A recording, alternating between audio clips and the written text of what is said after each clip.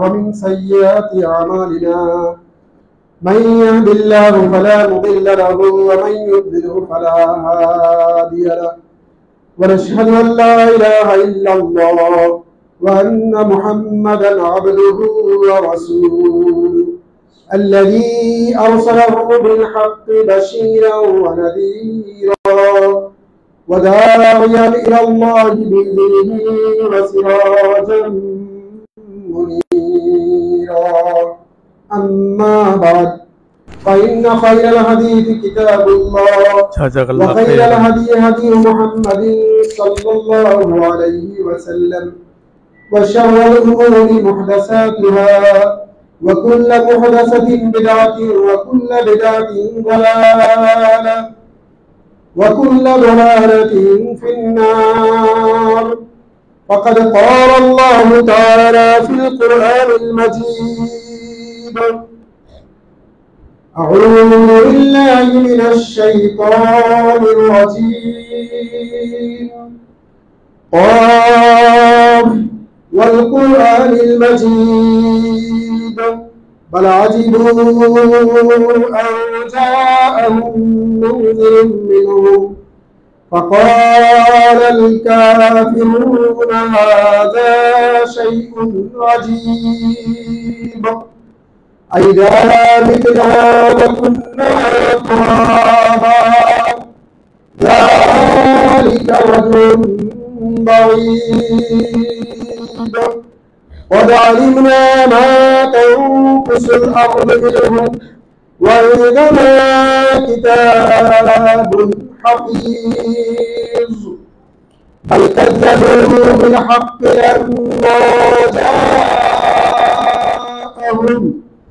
لما جاءهم فهم في أمر مريج أفلم ينظروا إلى السماء فوقهم كيف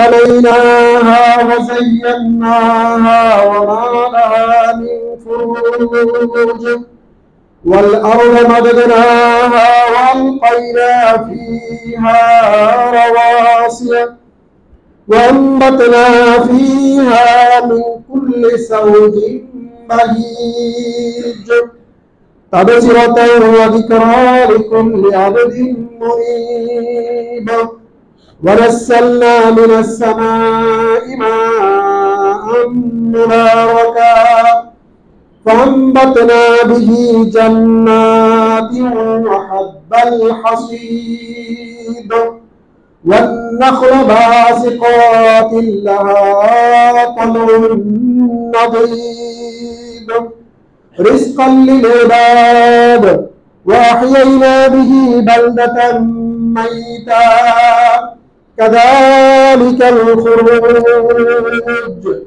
كذبت قبلهم قوم نوح وأصحاب الرس وثمود وعاد وفرعون وإخوان لوط وأصحاب الأيكة وقوم تبع كل كذب الرسل فحق وعيد أفعينا بالخلق الأول بل هم في لبس من خلق جديد। সম্মানিত মুসলিয়ান ইকরাম, দয়াময় মহান আল্লাহর শুকরিয়া আদায় করছি যে আল্লাহ রাব্বুল আলামিন আমাদেরকে সুস্থ রেখেছেন, যে আল্লাহ রাব্বুল আলামিন আমাদেরকে শততা বিভক্ত এই মুসলিম উম্মাহের মাঝে কোরআন এবং বিশুদ্ধ হাদিসের আলোকে জীবন পরিচালনার চেষ্টা করার তৌফিক দান করেছেন। যে আল্লাহ রাব্বুল আলামিন সালাতুল জুমার খুতবা শোনার মতো গুরুত্বপূর্ণ মহিমান্বিত এই সময় আমাদেরকে একত্রিত হওয়ার তৌফিক এনায়েত করেছেন, এই জন্য আমরা সবাই করি আলহামদুলিল্লাহ। রাসূল আকরাম সাল্লাল্লাহু আলাইহি ওয়াসাল্লামের প্রতি দরুদ এবং সালাম। রাসূল আকরাম সাল্লাল্লাহু আলাইহি ওয়াসাল্লাম কোরআনিক লিটারেচারকে খুব চমৎকার ভাবে মানুষের জীবন বলিষ্ঠ করে উপস্থাপন করেছেন এবং যাকে ভালোবাসা প্রতিটি ইমানদার মুমিন মুসলিমের আবশ্যকীয় কর্তব্য। নিজের জীবনের চাইতে, নিজের পিতামাতার চাইতে, নিজের ছেলেমেয়ের চাইতে সকল মানুষের চাইতে। মহাগ্রন্থ আল কোরআন এবং হাদিসে এই মর্মে প্রচুর কোরআনের আয়াত এবং হাদিস রয়েছে। সেই প্রিয় নবীজি যাকে বাদ দিয়ে, যার সুন্নাহকে অ্যাভয়েড করে, ইগনোর করে ধর্ম চর্চার, ইবাদত বন্দেগী প্রতিপালনের সওয়াবের আশায় ইবাদত বন্দেগী করার পুরো প্রক্রিয়াকে বৈধ ঘোষণা করা হয়নি, বরং যার সুন্নাহ দেখানো পদ্ধতি, মতাদর্শ প্রদান অনুসরণের মাধ্যমে ইহকাল এবং পারলৌকিক যাবতীয় সফলতা সম্ভব এবং আল্লাহ রাব্বুল আলামিন নিশ্চিত করেছেন।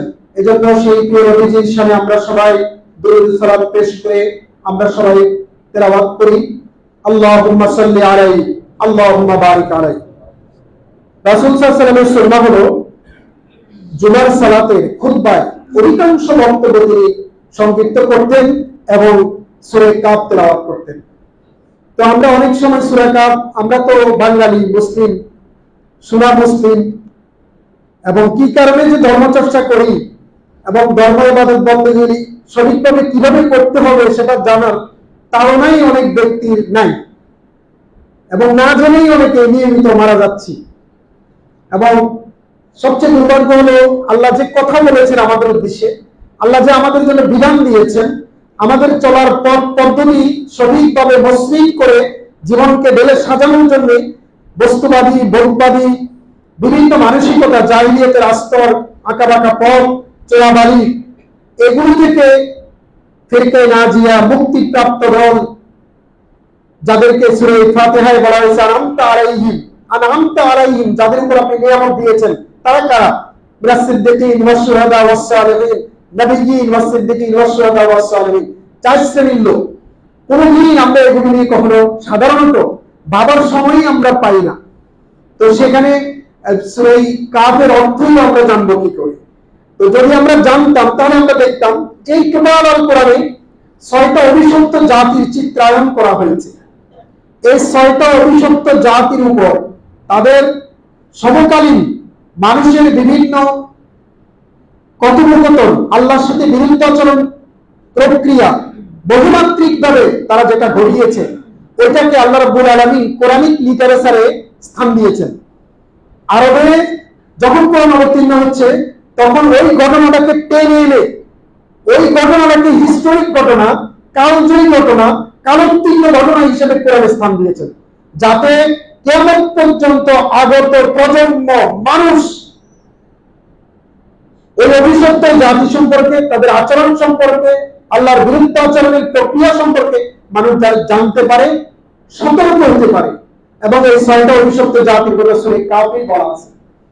কোরআনের মেইন ফোকাসটা, বক্তব্যটা আল্লাহর সাথে তাআল্লুক, তাওহীদ বিশ্বাস, পরকালীন চেতনায় জীবনকে বেড়ে সাজানো। এবং বারে বারে কোরআন যে কথাটা বলতে চাইছে সেটা হলো এই কোরআন, এই কোরআন আল্লাহর কালাম, এই কোরআন জিকির, এই কোরআন, কোরআনকে বিশ্বাস করো, কোরআনকে বিশ্বাস করো, কোরআনকে বিশ্বাস করো। ভার্সেটাইল অ্যাপ্রোচ, ডিফারেন্ট ভার্সেসের মাধ্যমে, আয়াতের মাধ্যমে আল্লাহ এই জিনিসটা তুলে ধরেছেন। এবং রাসূল যে বক্তব্যের সময় সূরা কাফ পড়তেন, এখানে সূরা কাফের প্রথম কথাটাই হলো ওয়াল কোরআনিল মাজিদ, মহিমান্বিত কোরআন। প্রথম হরফে মুকাত্তাআত, বিচ্ছিন্ন বিক্ষিপ্ত কিছু অক্ষর দিয়েছেন, যেগুলো দুর্বোধ্য, যেগুলোর মর্ম গাঢ় করা সাধারণ মানুষের পক্ষে নয়, জ্ঞানী গুণীদের পক্ষে কঠিন। এগুলো কি ওয়ার্ড? এগুলি হলো মানে শক্তিমান আল্লাহর শক্তিকে, মানুষের অসহায়ত্বকে তুলে ধরার জন্য, শক্তিকে উপস্থাপন করার জন্য কিছু কি ওয়ার্ড বিভিন্ন সূরা প্রথমে এসেছে। এরপরে বলছে ওয়াল কোরআনিল মাজিদ, মহিমান্বিত কোরআনের শপথ। এই যে কোরআন দিয়ে কিন্তু শুরু, এবং লাস্টে গিয়ে এই সূরার লাস্টে আল্লাহ বলছেন কি, ফাযাক্কির বিল কোরআনি মান ইয়াখাফু ওয়াঈদ। এই যে বাজারে মানুষের কোলাহলে এই শীতের মৌসুমে হাজার ওয়াজ মাহফিল, তাফসীর মাহফিল আমরা শুনে থাকি, কল্প কাহিনী, গাল গল্প, কিচ্ছা কাহিনী, বিভিন্ন ধরনের মাসনাবি, বিভিন্ন ধরনের বুস্তা বুস্তা শেয়ার, ফার্সি শ্লোক, এবং কেউ কেউ তো সাপকে বড় বড় পীরিতের মুরিদ করে নিয়ে যায় বক্তব্যে, কেউ কেউ গাঁজাখার কথা বলে উপস্থিত। লোকদেরকে যে তোরা কারা কারা গাঁজা খাস, দেখি হাত তোল। তো লোকজন হাত তোলে, তো হুজুর খুশি হয়ে বলে আরে দেখি তোরা তো অনেক লোকে গাঁজা খাস। মানে এই যে গাঁজা খাওয়া, হারাম খাওয়া, এটার যে সরলীকরণ, এটার যে সোশ্যালাইজেশনের অ্যাপ্রোচ উপস্থাপন প্রক্রিয়া, পাপের যে সহযোগীকরণ প্রক্রিয়া, কতটা জঘন্য। রাসূলুল্লাহ বলেছেন ফাযাক্কির ফাইন্না যিকরাতান ফাহুল মুমিনিন, হে রাসূল আপনি মানুষদেরকে উপদেশ দিন, বিশ্বাসীদের উপদেশ উপকারে আসবে।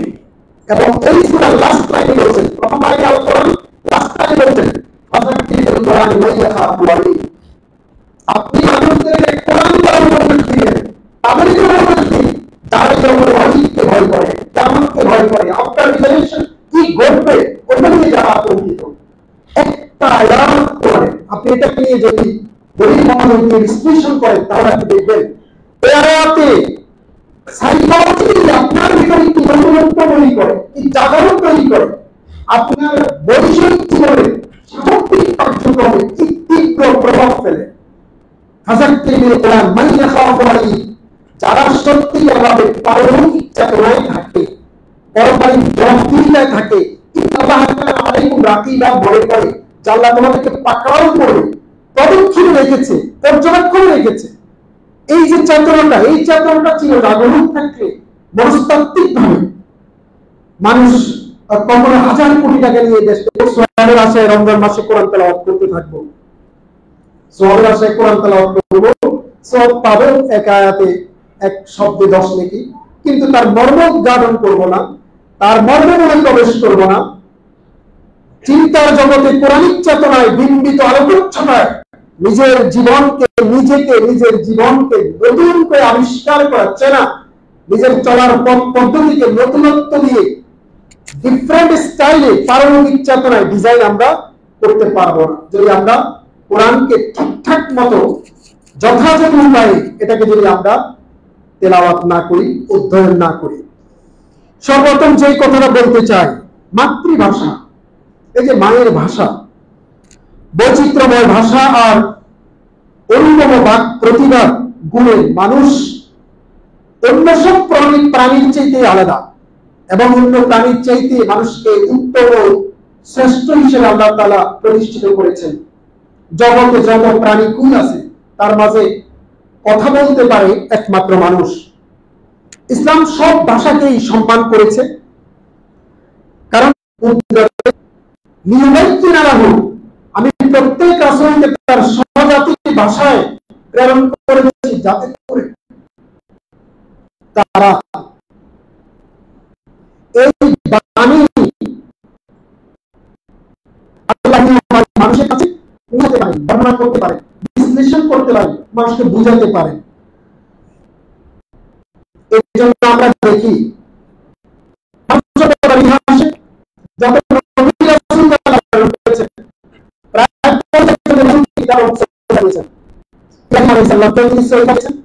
কিন্তু আসমানি কিতাব দিয়েছেন মূলত 4 জনকে, যেমন ঈসা আলাইহিস সালামকে তিনি দিয়েছেন ইনজিল। ইনজিল সুরিয়ানি ভাষায় অবতীর্ণ হয়েছে, তার কারণ ঈসা আলাইহিস সালাম সুরিয়ানি ভাষায় কথা বলতেন এবং তার জাতির লোকজনও সুরিয়ানি ভাষায় কথা বলতো। মুসা আলাইহিস সালামকে ইব্রানি ভাষায় তাওরাত দিয়েছেন, তার কারণ তার স্বজাতির লোকজন ইব্রানি ভাষায় কথা বলতেন। দাউদ আলাইহিস সালামকে আল্লাহ তাআলা জাবুর কিতাব দান করেছেন, তারা সেটা ইউনানি ভাষায় তারা কথোপকথন করতেন বা আরামাইক ভাষায় কথা বলতেন। এজন্য জাবুরটা দাউদের কাছে যেটা অবতীর্ণ হয়েছে সেটা আরামাইক ভাষায় অবতীর্ণ হয়েছে। প্রিয় নবীজি আরবের মানুষের ভাষা ছিল আরবি, রাসূলের মায়ের ভাষা ছিল আরবি, এই কারণে কোরআনকে তিনি আরবি ভাষায় অবতীর্ণ করেছেন।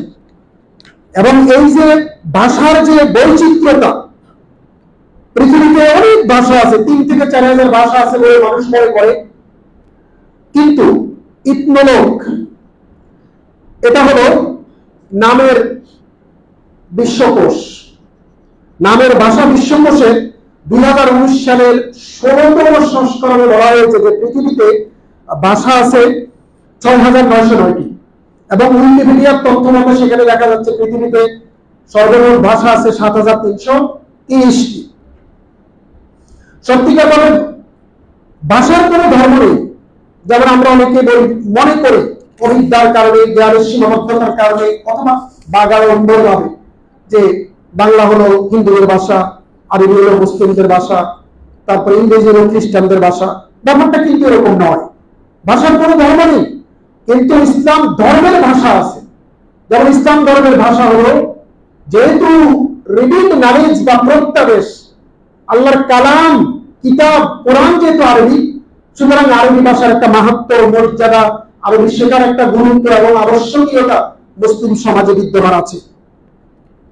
কিন্তু আল্লাহ রাব্বুল আলামিন এই যে ভাষা দিয়েছেন, আজকে কল্পনা করুন সারা পৃথিবীর মানুষ কোনো ভাষা জানে না, অন্যান্য প্রাণীকুলের মতো।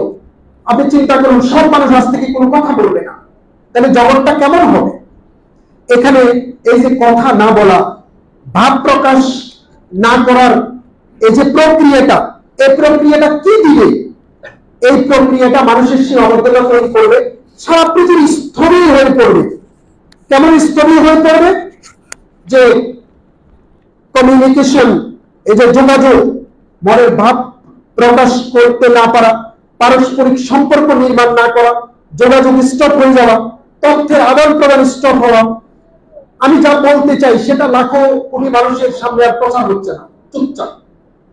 তো এই যে মনের মাধুরী মিশিয়ে নিজের ভেতরে অনুমোদিত ব্যঞ্জনা, কাকুতি মিনতি, চাহিদা, প্রত্যাশা, এটাকে যে কিছু সাউন্ডে আমরা পেশ করছি, এটা হলো আল্লাহর মেহেরবানি এবং দয়া। এটা হলো আল্লাহর নিদর্শন, আল্লাহর যে সীমাহীন ক্ষমতা। আমরা ফেব্রুয়ারি মাসে প্রায়শই আমরা ভাষার জন্য বিভিন্ন বক্তব্য দিয়ে থাকি, কিন্তু এই বক্তব্যে কিছু স্পেসিফিক লোক ভাষার জন্য আন্দোলন করেছে, সেটা তাদের কৃতিত্ব, তাদের জন্য দোয়া, এগুলো আমরা করি। কিন্তু এই ভাষার যে সৃষ্টির পেছনে, নেপথ্যে আল্লাহর যে সুস্পষ্ট নিদর্শন রয়েছে, আল্লাহ কোরআনে এট এ গ্ল্যান্স 7টা নিদর্শনের কথা টেনে টেনে তিনি বলেছেন। ওখানে একটা এরকম, ওয়া মিন আয়াতিহি খালকুস সামাওয়াতি ওয়াল আরদ ওয়া ইখতিলাফু আলসিনাতিকুম ওয়া আলওয়ানিকুম ইন্না ফি যালিকা লাআয়াতিন লিল আলিমিন। খুবই সিগনিফিকেন্ট আয়াত যে এই আসমান সমূহ এবং এই জমির সৃষ্টি এবং মানুষের ভাষার ভিন্নতা, মানুষের আকৃতি, কালারের ভিন্নতা, এটা হলো আল্লাহর নিদর্শন সমূহের এক একটা নিদর্শন। যে আল্লাহ যে আছে, আল্লাহ যে মহাক্ষমতাবান, আল্লাহ যে সীমাহীন কুদরতের অধিকারী, এটার এক একটা প্রমাণ হলো এই ভাষা। আল্লাহ রাব্বুল আলামিন সূরা রহমানে বলছেন, আর রহমান দয়াময় আল্লাহ, আল্লামাল কোরআন, তিনি কোরআন শিক্ষা দিয়েছেন। তারপরে তিনি কি বলছেন? খালাকাল ইনসানা আল্লামাহুল বায়ান, মানুষকে সৃষ্টি করেছেন আর তিনি মানুষকে বর্ণনা করা, ব্যক্তকরণ, কথোপকথনের মাধ্যমে প্রকাশ করা, প্রকাশ অ্যাপ্রোচ, এটাকে তিনি শিক্ষা দিয়েছেন। অনেক বাচ্চারা আছে এই 3 বছর 3.5 বছর হওয়ার পরেও যদি বাবলিং না করে, বাবা বাবা মামা মামা, কথা না শেখে, না বলে, অভিভাবকরা খুব চিন্তিত হয়ে পড়ে। কারণ অধিকাংশ হয়ে গেছে নিউ ডেভেলপমেন্ট, তার অ্যাপ্রোচটা ওইভাবে সঠিকভাবে হচ্ছে না। এজন্য কথার টাইমে কথা বলতে হয়। যারা বোবা অথবা যাদের বাকজড়তা আছে, তারা আসলে বিভিন্ন পরিস্থিতিতে কত প্রবলেমের শিকার হয়। যারা কালো কম শুনে, যারা ডিজেবল বা চ্যালেঞ্জ, বিভিন্নভাবে চ্যালেঞ্জ হতে পারে।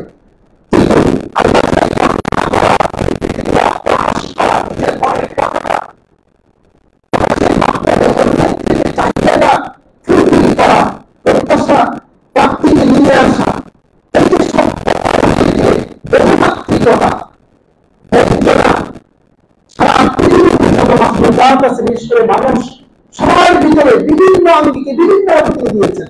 আপনি সে চাইনিজ আর মালয় ভাষায় একটা ভাষায় কথা বলছে, মালয়েশিয়াকে দেখতেছে তারা আরবি প্রমাণিত একটা ভাষায় তারা কথা বলছে। এক একটা স্থানে পৃথিবীর এক এক জায়গায় আপনি যখনই যাবেন তখনই দেখবেন যে এই বৈচিত্র্যতা, ভিন্নতা। শুধু একটা দেশেও ল্যাঙ্গুয়েজ কালচার যেটা বলে, যে একটা দেশেও কয়েক কিলোমিটার পরে মানুষের সাউন্ড, অ্যাকসেন্টের পরিবর্তন ঘটে। যারা পিওর নোয়াখালী গ্রামে থাকে, তাদের কথোপকথন হুটহাট করে কুষ্টিয়ার কোনো লোক শুনলে বুঝবে না। আবার দেখেন সিলেটি লোকজন গ্রামে বা বরিশালের লোকজন গ্রামে, তাদের কথা অন্য অঞ্চলের লোকজন বুঝতে কষ্ট হবে, কিন্তু এটা হলো আল্লাহর নিদর্শন সমূহের গুরুত্বপূর্ণ একটা নিদর্শন। এজন্য সূরা বালাগের 9 নম্বর আয়াতে আল্লাহ বলছেন কি, ওয়ালিসানা ওয়া শাফাতাইন, আমি দিয়েছি তোমাদের জন্য একটি জিহ্বা, দুইটি ঠোঁট।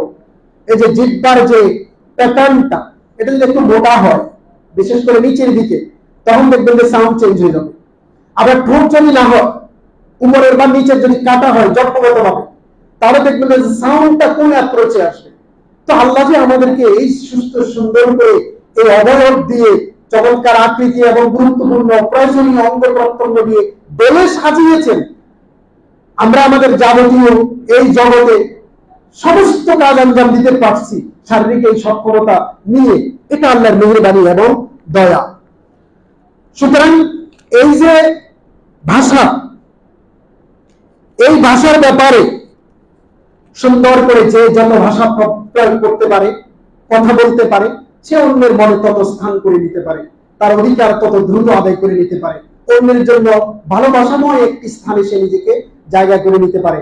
এবং এমন হয় যে শুধু শব্দের কারণে, শব্দ গাঁথনির কারণে, উন্নত ভালোভাবে চমৎকার উপায়ে উপস্থাপন করার কৌশল জানার কারণে অনেক অসাধ্য কাজ, জটিল কাজ সহজ হয়ে যায়। এজন্য প্রিয় নবীজিকে আল্লাহ রাব্বুল আলামিন সম্বোধন করে বলেছেন, উদউল আসাবির রাব্বিকা বিল হিকমা ওয়াল মাওয়াজিতিল হাসানা, যে মানুষকে আপনি কৌশল এবং উদ্যম উপদেশের মাধ্যমে ইসলামের পথে আপনি ডাকুন। যে কৌশল করবেন, তার সাইকোলজি রিড করবেন, তারপরে উত্তম ভাষণের মাধ্যমে। ফিরআউনের মুসাকে যখন প্রেরণ করা হয় ফিরআউনের কাছে, তখন আল্লাহ বলেছেন কি, ইযহাব ইলা ফিরআউন ইন্নাহু তাগা, এ মুসা যাও ফিরআউনের কাছে, সে ভ্রষ্টাচারী হয়েছে, অডাসিটি প্রদর্শন করছে। অন্য আয়াতে তিনি বলছেন ইযহাবা, তোমরা দুইজন যাও, মুসা আর হারুন দুইজন যাও, ফাকুলা লাহু কাওলান লাইয়িনা, তুমি খুব নরম করে ভদ্রচিত ভাবে তোমার বক্তব্য তার কাছে উপস্থাপন করবে।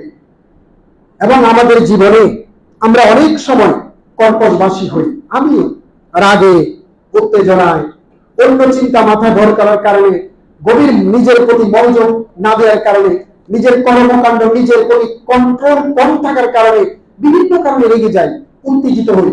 এতে করে পরিবেশ নষ্ট হয় না শুধু, বরং আমার এই যে মনস্তাত্ত্বিক অবস্থাটা, শারীরিক ব্লাড সার্কুলেশন প্যাটার্নটা, এগুলো পরিবর্তন হয়ে যায়, উচ্চ রক্তচাপ বেড়ে যায়, বিভিন্ন ধরনের প্রবলেম তৈরি হয়।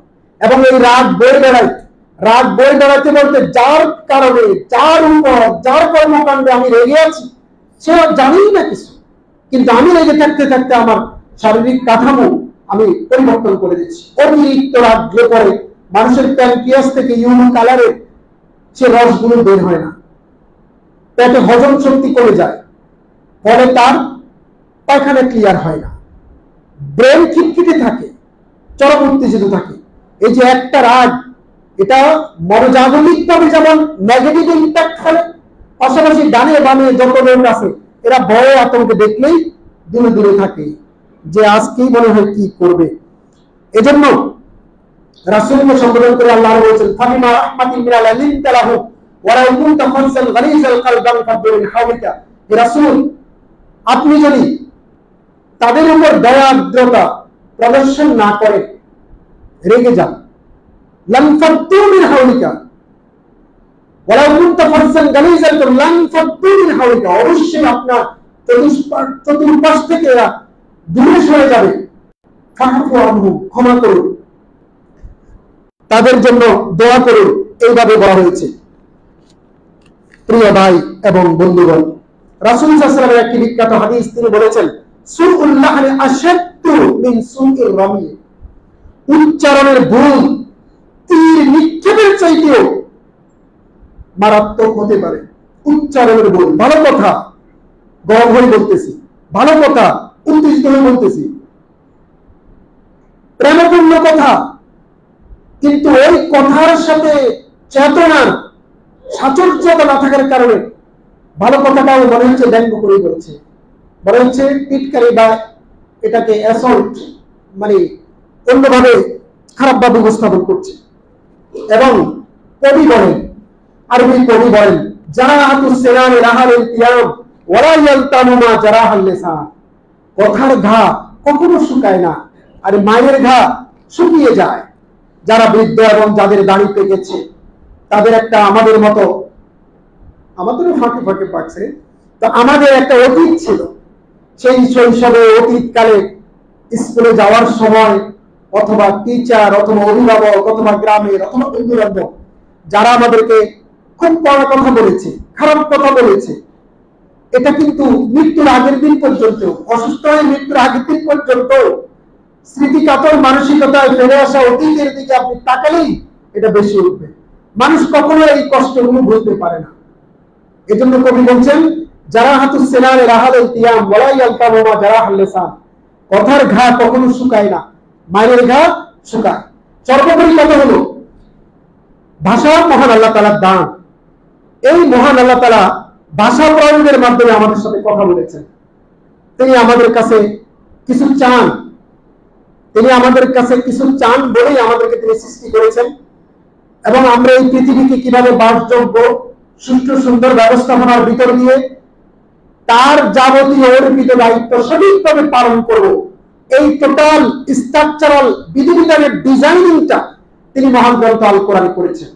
মহান গ্রন্থ আল কোরআনে 6336টি আয়াত রয়েছে এবং এটা একদিকে মহিমান্বিত মাস রমাদান মাস, মহিমান্বিত রাত লাইলাতুল কদর, এইভাবে এটা অবতীর্ণ হয়েছে সর্বশ্রেষ্ঠ রাসূল প্রিয় নবীজির উপর। তার প্রথম কথা হলো, প্রথম চ্যাপ্টারের ভূমিকার পরে প্রথম লাইন হলো এমন কিতাব যাতে কোনো সন্দেহের অবকাশ নাই। এটাতে তিনটা চ্যালেঞ্জ এসেছে যে তোমরা এটাকে অবিশ্বাস করো, তাহলে এটার মতো একটা কালাম বানাও তো দেখি। আমি জানি তোমরা পারবে না। ফাতু বিসূরাতিন মিন মিসলিহি ফাতু বিআশরিন মিন মিসলিহি, 10টা সূরার মতো সূরা বানাও। তারপর বলছে না, ফাতু বিসূরাতিন মিন মিসলিহি, একটা সূরার মতো একটা সূরা বানাও।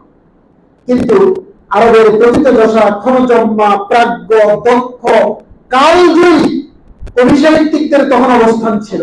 ইমরান কায়েসের মতো লোক, লবিব ইবনে রবিয়ার মতো লোক, তাদের লিটারেচার, তাদের কবিতা এখনো পৃথিবীতে পড়ানো হয়। আপনি অক্সফোর্ড, হার্ভার্ড থেকে শুরু করে সারা পৃথিবীর বিশ্ববিদ্যালয়গুলোতে, অ্যারাবিক ডিপার্টমেন্টে তাদের এই কবিতা এখনো পড়ানো হয়।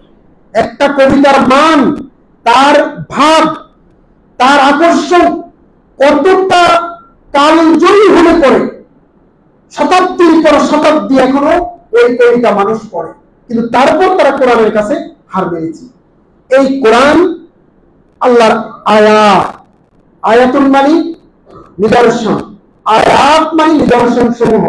এজন্য এখানে 6336টি আয়াত রয়েছে, নিদর্শন রয়েছে। প্রত্যেকটা আয়াত আল্লাহর উলুহিয়ত এবং রুবুবিয়তের অস্তিত্ব জানান দিয়ে যাচ্ছে, আল্লাহর সীমাহীন কুদরত এবং ক্ষমতা জানান দিয়ে যাচ্ছে। প্রত্যেকটা আয়াত মানুষের অসহায়ত্ব প্রকাশ করে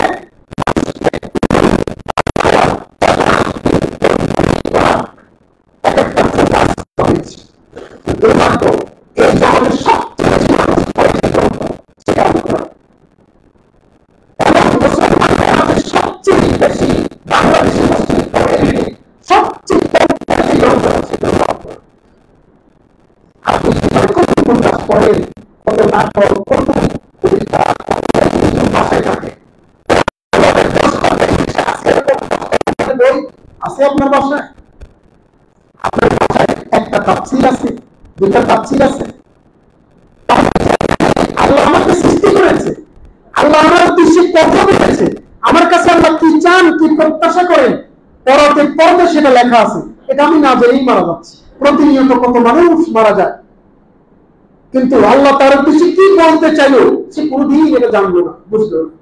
আল্লাহ তাআলা সূরা বাকারা 2 নম্বর সূরায় তিনি বলছেন, ইন্নাল্লাযীনা কাফারু ওয়া কাযযাবু বিআয়াতিনা, যারা আমাকে অস্বীকার করে আর যারা আমার আয়াতকে ইগনোর করে। অস্বীকার মানে আল্লাহকে অস্বীকার করা, আর কোরআনকে জীবন যাপনে, ইবাদতে, আকীদা, বিশ্বাসে চলার পথে একমাত্র অনুসরণীয়, অনুকরণীয় হিসেবে গ্রহণ না করে নিজের মতো খেয়াল খুশি মতো চলা, এটাই হলো কোরআনের আয়াতকে অস্বীকার করা। তো যারা কাফির, যারা আমার আয়াতকে অস্বীকার করে, উলাইকা আসহাবুন নার, তারা সত্যি জাহান্নামে যাবে, হুম ফিহা খালিদুন, চিরদিন জাহান্নামে থাকবে। 1 নম্বর আয়াত। 2 নম্বর আয়াতে আল্লাহ বলছেন ইন্নাল্লাযীনা কাযযাবু বিআয়াতিনা, এখানে কাফারু নাই। যারা আল্লাহকে অস্বীকার করে, আমরা বলবো না আমরা তো ইহুদি খ্রিস্টানরা আল্লাহকে অস্বীকার করি, আমরা তো মুসলমান, বাবা আব্দুল রহিম, আমার নাম আব্দুল করিম, মাঝে মাঝে তো নামাজ পড়ি। আপনার জীবন চলার পথ পদ্ধতি according to Quran, according to Quran হতে হবে। এটার বাহিরে অন্য কোনো হিকমত, অন্য কোনো দর্শন, অন্য কোনো ফলসফা, অন্য কোনো বস্তুবাদ, ভোগবাদ, অন্য কোনো মানব রচিত মতবাদ, হোক জাতীয়তাবাদ, হোক ধর্মনিরপেক্ষতাবাদ, বুঝতে হবে এই টার্মগুলো। হোক ধর্মনিরপেক্ষতাবাদ, হোক জাতীয়তাবাদ, এগুলো একটা জীবন ব্যবস্থার না। কোরআন একটা জীবন ব্যবস্থার চিত্রায়ন করা হয়েছে কোরআনে। আপনি ওইটাকে গ্রহণ করা মানে, অথবা নিজের দাসত্ব করা, নিজের ভালো লাগলো করলেন, নিজের ভালো লাগলো ঘুমালেন, নিজের ভালো লাগলো। মানুষ দাস, যখন আল্লাহর দাস মানুষ হয় না, তখন অসংখ্য মানুষের দাস হয়ে যায়, সে অসংখ্য মানুষের সে গোলামি করে। এই জন্য আল্লাহর দাসত্ব মানুষকে মুক্তি দেয়, ফ্রি করে, ইজি করে, নর্মালাইজ করে, জীবন যাপনে তাকে আরামায়েশের ভিতর দিয়ে রাখে, আল্লাহ দাস করে করে রিয়েলি। নচেত জগতে অনেকের দাস তাকে হতে হবে, প্রত্যক্ষ এবং পরোক্ষভাবে, ঘোষণালীয় অথবা অঘোষিতভাবে। আল্লাহ পরবর্তী আয়াতে বলছেন, ইন্নাল্লাযীনা কাযযাবু বিআয়াতিনা, যারা আমার আয়াতকে ইগনোর করেছে, অস্বীকার করেছে, আমার আয়াতকে অ্যাভয়েড করেছে, আমার আয়াত অনুযায়ী নিজের জীবনকে ডিজাইন করে নাই, লা ইয়াদখুলুনাল জান্নাহ, তারা জান্নাতে প্রবেশ করবে না। হাত্তা ইয়ালিজুল জামালু ফি সামিল খিয়ার, সূর্যের পেছন দিয়ে উট প্রবেশ করা যত কঠিন, তাদের জান্নাতে যাওয়া এর চেয়ে বেশি কঠিন। এরা কোশ্চিন কালেও জান্নাতে যাবে না, যারা কোরআনকে, আল্লাহর বিধানকে, আল্লাহর কালামকে, আল্লাহর কথাকে যারা ইগনোর করেছে।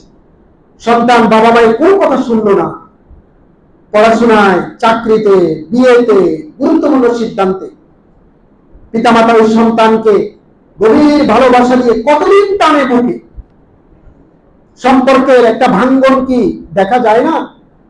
আল্লাহর কথা, আল্লাহ সৃষ্টি করছে, আল্লাহ সব দিয়েছে, আল্লাহ নিয়ামত খায়, আল্লাহ নিয়ামত করে, আল্লাহর সমস্ত সুযোগ সুবিধা নিয়ে সার্ভাইভ করে, সাস্টেইন করে, টিকে থাকে। বাট আল্লাহর যে কথা বলছে জীবনে একবারও সে শুনতেছে না। অ্যারোগেন্ট, কমপ্লিটলি গ্রেট অ্যারোগেন্ট, পিঠের চামড়া রাখবে না। আল্লাহ পরবর্তী আয়াতে বলছেন, কোন ইবাদতের ক্ষেত্রে আল্লাহ স্পষ্টভাবে বলেন নাই যে হে রাসূল তোমার প্রভুর শপথ তুমি নামাজ পড়ো, একবারও, not a single verse in the holy Quran আপনি পাবেন না, ইউ নট গেট, পাবেনই না।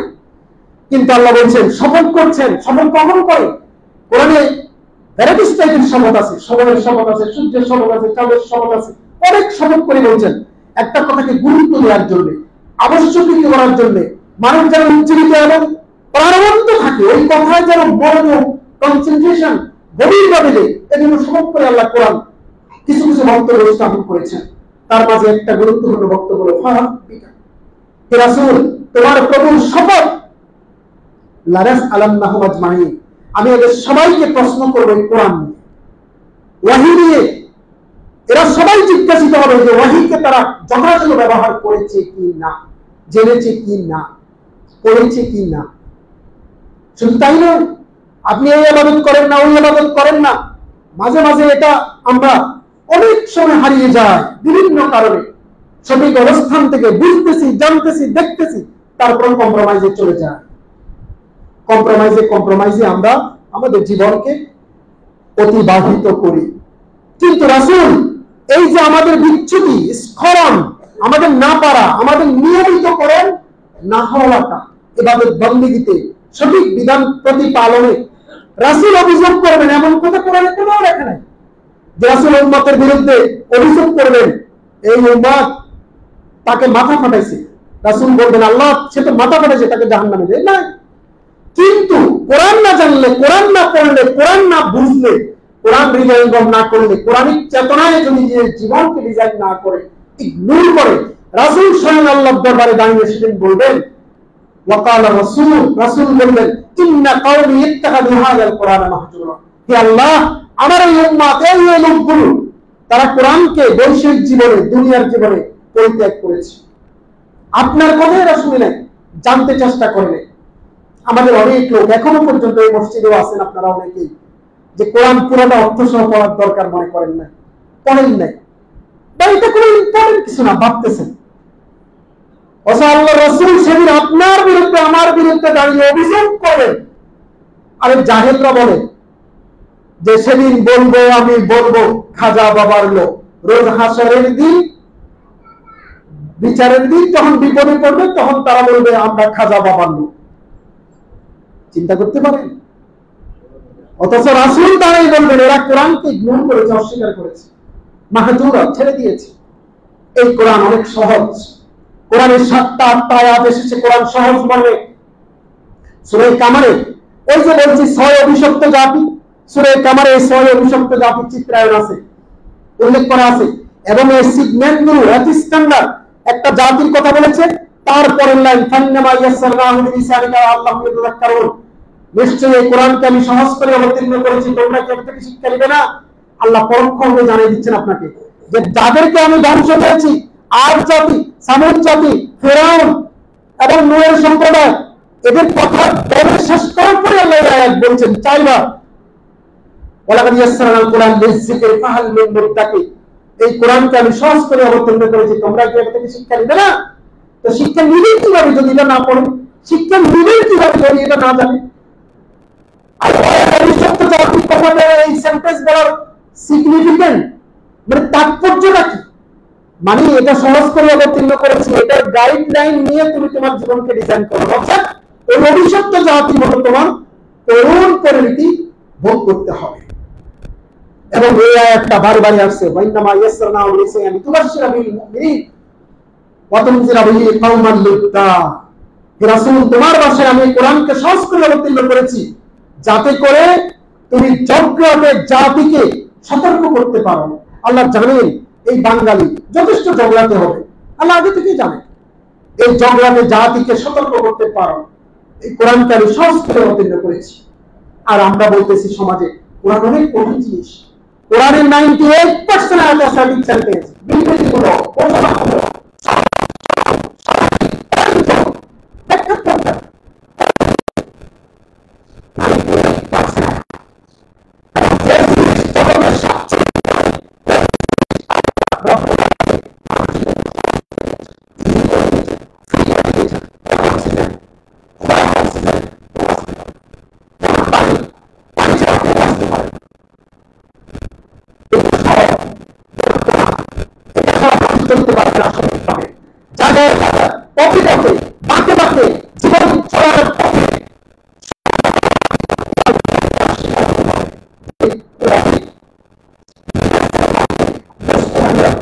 চিন্তা মানুষ বেরিয়ে ওঠে, এগুলো আমাকে বুঝতে হবে। বস্তুবাদ সাইকোলজিক্যালি মানুষকে এতটা নষ্ট করে, এতটা বিভ্রান্ত করে, এতটা দুনিয়াদার করে, সে মনে করে এই যে দুনিয়ার টাকাই গুরুত্বপূর্ণ, সেই মনে করে দুনিয়ার পদ পদবী গুরুত্বপূর্ণ, সেই মনে করে যে এই জীবনটাই আসলে গুরুত্বপূর্ণ। দুনিয়া কা মজা লে লো, দুনিয়া তো মারা হয়।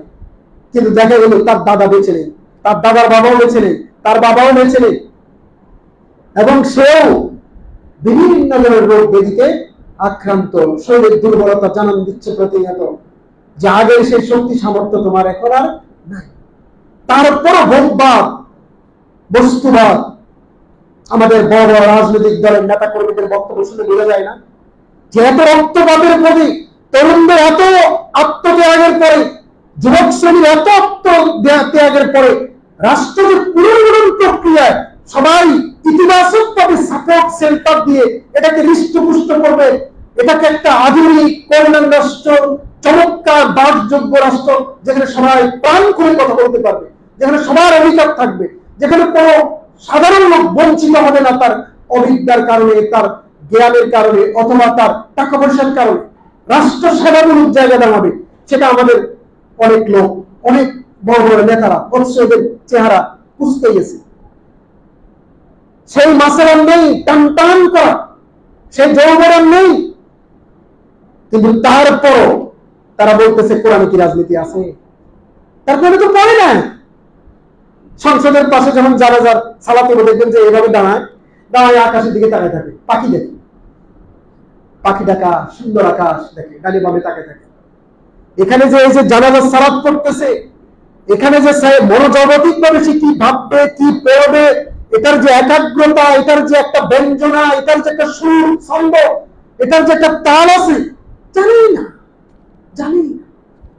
এই লোকগুলো আমাদেরকে শাসন করে, 90% মুসলমানদেরকে এরা শাসন করে, এই লোকগুলো।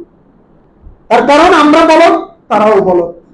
কারণ আমরা তো কোরআন হাদিস পড়ি না, নিজেকে চিনি না, জানি না কোথা থেকে এসেছে আমাদের ছেলেমেয়েরা, আমাদের যেই ছেলেমেয়েরা, যেই সন্তানরা, যে যুবক তরুণ তরুণীরা আমাদের ঘরে লালিত পালিত হয়ে বড় হচ্ছে, এরা কি সচেতন? আমরা কি এদের মাঝে এই জ্ঞানটা পুশ করতে পেরেছি যে তোমার জীবন নয়, উনার কসমিক ট্রাভেলার্স, মহাজাগতিক মুসাফির, চলেছি আল্লাহ যেদিন সৃষ্টি করেছে সেদিন থেকে অনন্ত সীম কালের দিকে হেঁটে চলেছি। কখনো তার দখল থেকেছি, কখনো মায়ের পেটে থেকেছি, কখনো শৈশবে ট্যাবলেট সাইজের থেকেছি, ধীরে ধীরে বড় হতে হতে হতে হতে এখন বৃদ্ধ হতে চলেছি। এই শরীর ক্ষয়ে গিয়ে নতুন শেপ তৈরি হবে, ইল্লিজিনে থাকবো বা সিজিনে থাকবো, আফটার রিজারেকশন আবার উঠবো ইয়াউমে বাহাস, পুনরুত্থান দিবসে। তারপরে হেঁটে চলে যাব জান্নাতে বা জাহান্নামে। এই যে চলছি, প্রতিনিয়ত যে চলছি, এই বোধ, জীবন সম্পর্কে সুস্পষ্ট ধারণা আমাদের তরুণ যুবকদের মাঝে আমরা দিতে পারি না। এটাই আমাদের দুর্ভাগ্য। আমরা ধর্মটাকে, ইবাদতটাকে জাস্ট দানি টুপি একটা কালচারাল অ্যাক্টিভিটি এড়িয়ে আসছি, কোরআনের মর্মমূলে ডুব দিতে পারিনি আমরা। মাহে রমজান অত্যাসন্ন, এই মাহে রমজানে অর্থ সহ, তাফসীর সহ কারা কারা কোরআন পুরো শেষ করতে প্রস্তুত হন? দেখে হাত তোলেন তো। ইনশাআল্লাহ আল্লাহ রাব্বুল আলামিন সবাইকে তৌফিক দান করুন, বলেন আমিন। প্রিয় ভাই সব, এটা আল্লাহর কথা।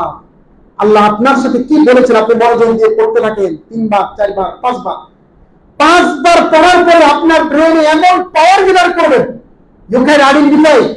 যে কোনো বক্তব্য শুনবেন আপনি বুঝে যাবেন এটা আল্লাহ কোরআনে আছে কি নাই, এটা আল্লাহ বলছে কি বলে নাই। আপনি তখন এই বাতের স্বাদ বুঝবেন, মজা পাবেন, আপনার তখন ভালো লাগার তীব্র অনুভূতি তৈরি হবে। এবং আপনার দাড়ি না থাকলে দাড়ি গজাবে। অনেক মানুষ অনেক কোলাহলে দাড়ি নিয়ে যাইতে এই যে অস্বস্তি, কিছুই কাজ করবে না, বরং আপনি অন্যদের দিকে তাকালে এদেরকে পাগল মনে হবে যে কি নিয়ে আছে এই পাগলগুলো। আল্লাহ রাব্বুল আলামিন আমাদের সবাইকে মহাগ্রন্থ আল কোরআন অর্থ সহ পড়ার তৌফিক দান করুন, বলেন।